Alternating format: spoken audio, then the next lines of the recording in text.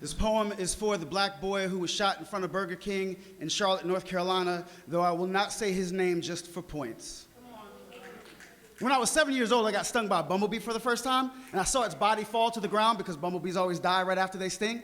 Last week, I was sitting on the back porch with my dog, and this giant bee came from underneath the stairs, and I swatted that thing right out of the air, y'all, because that's what I taught myself to do in that situation. I saw its body fall too. I found out later it was actually a carpenter bee, harmless. They don't even have a stinger. And immediately there's a poem begging me to write myself as the cop and the bee another unarmed child. But wouldn't that be humanizing the cop and animalizing the victim? And haven't we seen enough of that already? And haven't I already written that poem? So in this poem, the bee is just a bee. Even if I swore it had a gun, even if the mother swears the boy had wings, even if the hood swears the bee boy, bee fly, see how pliable sight can be. How with enough effort, one thing can become another thing. Like how justice can become a doomsday or a holiday, depending on who gets off.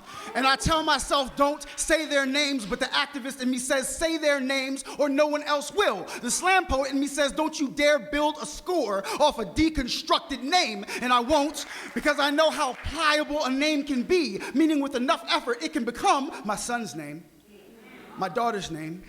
It could be mine one day, and I know how dangerous a name can be. The 10 o'clock news said a name 3 times, and a civil rights organizer disappeared a year later. A name protested on film, and we all watched the body camera give up the ghost. A name is a mouthful of pollen. A name is a trending body breakdancing on my news feed. And how do you say the name?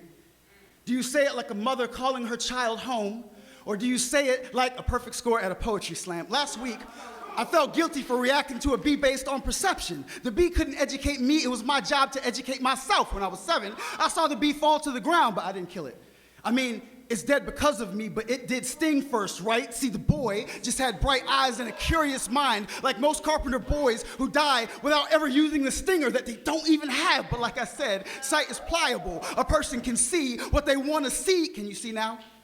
Why we sacrifice animals and insects in our poems just to show the value of a real human life? Can you see how the burden of proof always denies the body of evidence? And isn't the body supposed to be the evidence? If the carpenter gives up his life, is there redemption for those who choose not to believe on his fallen body? The bee was just a bee, but the boy, his was the name we feared to say because of how difficult it can become in the mouth of a mother, like boy, fly, home, the soft, pliable name that can become joy or grief or buzzworthy, depending on who gets off.